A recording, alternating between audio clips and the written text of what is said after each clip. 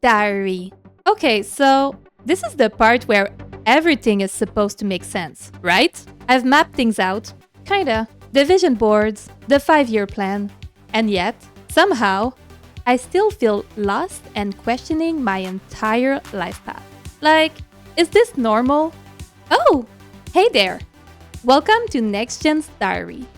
Consider this, you and I's, real-time diary entries about love, friendships, making an impact in your community, and purpose. Basically, all the messy, chaotic, beautiful parts no one really prepares you for. Because maybe this isn't the part where everything makes sense yet. Maybe this is the part where we write it anyway. So if you're walking to class, overthinking a text, or romanticizing your life for absolutely no reason, just know you're not behind. You're not lost. You're just in the middle of finding yourself. And this is our diary, where we can express ourselves while learning as we go, and writing one page at a time as we grow into who we're becoming. So let's dive into today's diary entry. Hi girls, welcome to Next Gen's Diary. Today our guest is Chaké. She's a jewel designer and my former coworker, so I'm pretty happy to have her here today. Hi Chaké. Hello. So Chaké, what inspired you to be a jewel designer? Well, I always been really, really loved jewelry, and even since when I finished high school and I was looking projects for CEGEP and stuff, I saw there was a jewelry program, but I was kind of I can't do that. I'm not artistic enough, Mm-hmm. and I did my whole I went into graphic design and whatnot, and then fast forward 10, 15 years later, it was still in my mind, and I wanted to do something more with my hands. So I was just like, okay, go for it, just do it. And then I went to do the program, and it was falling in love with it. Wasn't falling in love with it? Yeah. Yeah, so you mentioned that you also studied graphic design, so you're a pretty artistic person, I guess. What made you go to graphic design too before? It was kind of process of elimination at Okay. first, because I was I did a lot of website by myself in high school, just coding and stuff. And then I was looking at all the programs, and I was like, I guess I can do that. Mm-hmm. First, I entered I don't even know if it still exists, the program, but it's called infographie. Okay, yeah. So it's more yeah. preparation of to print. Yes. And I didn't feel it was creative enough. Mhm. So I was like, okay, I'll try graphic design. And then I went to the graphic design program. What project or passion are you currently working on right now? Well, the past year has been pretty focused on baby. Yeah, being a mom, right? So he's almost 1. So I thought I would be able to do a bunch of jewelry during my maternity, when I was off during maternity leave. But then it just took, Life. yeah. Finally, baby took almost 100% of my time, and it was hard to do. So I'm looking forward in the next couple of weeks starting to put some energy into that and Yes. some focus into that, and I finally feel ready to get back into it. Get back into it. So it's pretty exciting to Yeah, it must be really difficult to balance being a new mom and having your passion like this and just not having the time to put, because when you're a creative person you need the time, right, to create. Yeah. So I guess this has been maybe frustrating at some point. Yeah, sometimes frustrating because it's not also the time. It's when you want to be creative, you need to have energy. There was a bunch of times I really needed to do something creative and really work in it, and it's just hard to balance it all. I think it's really healthy that you're like, okay, wait, this is stressing me out more, so Yeah. I'm not gonna do it, because sometimes we put so much pressure on ourselves, and yeah, it's just not healthy, right? With the jewel designing, I know you did you had some events for it. Is there some highlights that you had in the last year? Yeah. Well, I think the semester I found out I was pregnant, I was also working on maybe my first real collection in a sense. And it was quite a struggle to do both, newly pregnant and doing it. Yeah. And but I was so proud of that collection, and I was so happy to be able to do it. And then I also entered one of my earrings from that collection in a contest, and I was Ooh. part of that contest. So Yeah, I'd say that was like one big, One big accomplishment. yeah. Okay. And when do you design like a collection or something? Where did you get your inspiration from?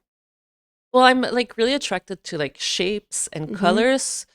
But let's say this collection, I worked with like some sort of clay. So I just Mm, had fun of making like different shapes. And until like I had like, I don't know, like 100 shapes that mm-hmm. I had fun with. And then I pick a few and then this I saw what I wanted to do with them. But Okay. yeah, I like sculptural things and like really get inspired by. So you do a lot of them and then you choose one, like some specifics that you really want to use? Yeah.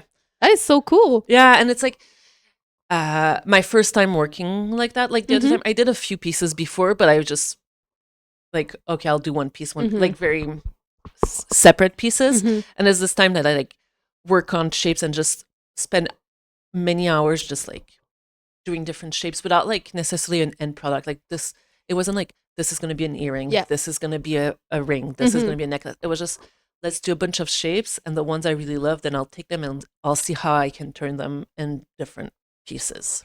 That is so cool. Yeah, it was a lot of fun. We had like it was done in a class, so I had a really good Mm. teacher, and she really helped like Improve that kind yeah, and of like push to like go process yeah, be better at developing the ideas and like and not putting like, I guess, just always stopping yourself because you're not like satisfied. You just do it and then you get like results that are interesting. yeah, and when you don't necessarily have an end result in head, like oh, I need to make a ring, Mm-hmm. it's easier to maybe like let yourself go and not think too much, Mm-hmm. and then that's probably the time that like the best things comes out. Yes. It's because you're not like focusing on an Yeah. end, Yes. but just seeing where it goes and like That's letting so cool. yeah. I see in my head, like the audience doesn't know, but I see in my head like your collection and it was like really pretty. And I noticed that you had like gems on it. Is there some kind of process when you choose gems or colors of gems on your on your jewels? I just really love colors, so I'll just be inspired by different colors. Like, let's say, like there's sapphires that have like so like sapphires we think of blue, Mhm. Yes. but there's like so many colors. Mm-hmm. And when I see them, I'm like, oh, this one's gonna be nice with this, and this Mm-hmm. one. So I get it's a lot, maybe intuitive or just Yeah. like okay, those are what I really love, and Mostly attracted by colors. yeah. Do you have any advice for someone entering your industry, or because I think like jewel designing you can do it without the school maybe, and or with the school? Do you have any advice for someone who would want to start in this I think it's something of it takes a lot of practice. Mhm. It's like a skill that you have to keep working on. Mhm. So like don't get discouraged at first, because like the first classes I went, I was like, I can't do this. Like I Mhm. can't even saw like a straight line. Yeah. But you just have to work through it. And there's Mhm. so many different ways of making jewelry. There's so Mhm. many different techniques. So it's just like try, and then you'll find your like niche Your inside niche in that. it. Yeah. Did you ever you never touched jewelry before you went into a class, right? No. That's so cool. So Yeah. it was kind of like hard at first because it's like tools I've never Yes. used, materials I've never used, Mhm. and then you just go in and you're like, I I suck. I am not good at I this. can't do this. I can't even do a circle. Yeah. But then you practice and you practice and then And then it goes well. yeah. Is there another creative hobby that you like that taught you something about yourself? Or is it jewelry that taught you something that you didn't know about who you are? It was enjoyed. I was able to apply lessons I learned like with things when I was younger. Okay. Like don't be so hard on yourself. Yes. Like and Kindness, kind of. little kindness It's your and inner child. yeah, and like you just have to try and do things without it being perfect. Mhm. And like before I would just stop myself because like it's not good enough, so I wouldn't necessarily apply for like a contest or Mhm. things like that. But I did like markets and like Yes. expo Yeah, markets expose and like expos, but not necessarily yeah. being like feeling 100% Mhm. ready, but being like I'll do it and then I'll improve. Yes. So I think that's what I learned. Did you have like some success when you did the markets and stuff? Because sometimes it's It's like a Christmas market or like spring market, like were people asking about your work? How did it go? It went really well. I think jewelry, sometimes it's hard, like within which market Yes. you try, because I have maybe jewelry that's a little higher price, maybe that Yes. and people don't necessarily are like, hey, I was just walking by, I'll Yes. spend, like, I'll put $150 on the ring. Yes. Um, but it's so like positive. Even if someone doesn't buy, it's so positive to get like the comments and people like really love the pieces and just be able to show what you do. I think that's a big success. So when you're first getting started, how do you stand out as an artist and like distinct your work from others around you?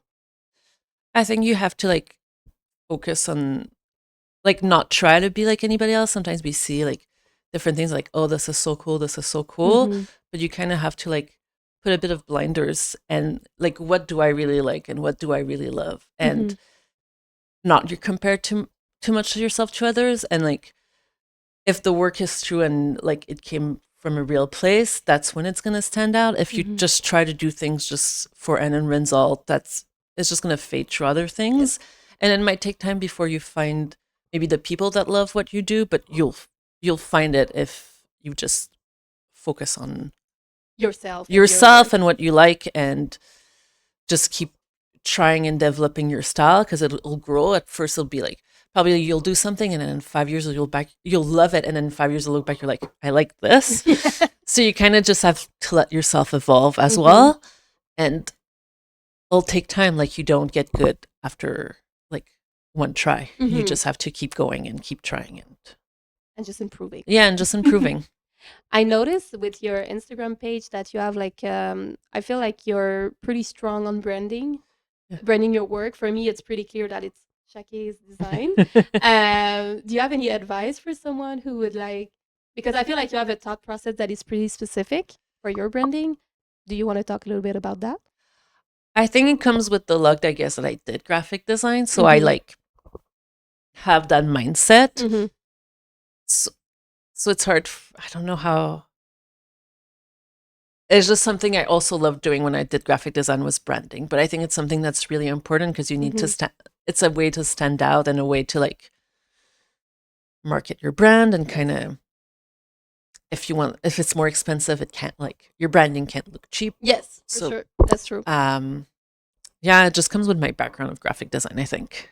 I'm thinking about it right now when you talked about how color, you just choose with color how you feel, and part of your branding is really color too. Yeah. So I don't know if we can do like a link between that. You know that you use the color purple a lot on your branding, and yeah, I think like really color inspires you a lot.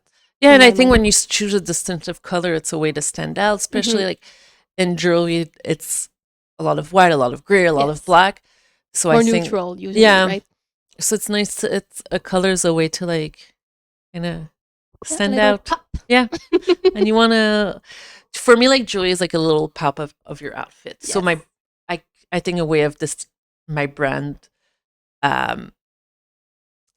translating that into my branding is using color, because it's going to be like a little pop of color as well. To finish, like to conclude, do you have any advice that you would give your younger self, or like a little sister, about jewelry design or anything of that sort? Don't be so hard on yourself, and don't compare yourself to others. It's so easy to like compare yourself and be like, oh, that person is so good, I'll never be as good. But everybody has their strengths, and everybody works with their strengths. So and that's the beauty of it. Yeah, so you just have to find your strength, and like, but the other person, maybe it's true you can't do it, but you don't need to do it. You need to find your strength and then focus on that, and not try to be something else and someone else. That's really good advice. Thank you. Do you want to maybe give your socials to our community so they can maybe link up with you? Yeah, so it's Chaké Joaillerie. So we're going to link it to the Instagram. Don't worry, guys. But yeah, it's a pretty easy way to remember it. It's your name. Yeah, I was going to spell it. I was like... All right. Thank you. See you on the next episode. Goodbye. Thank you.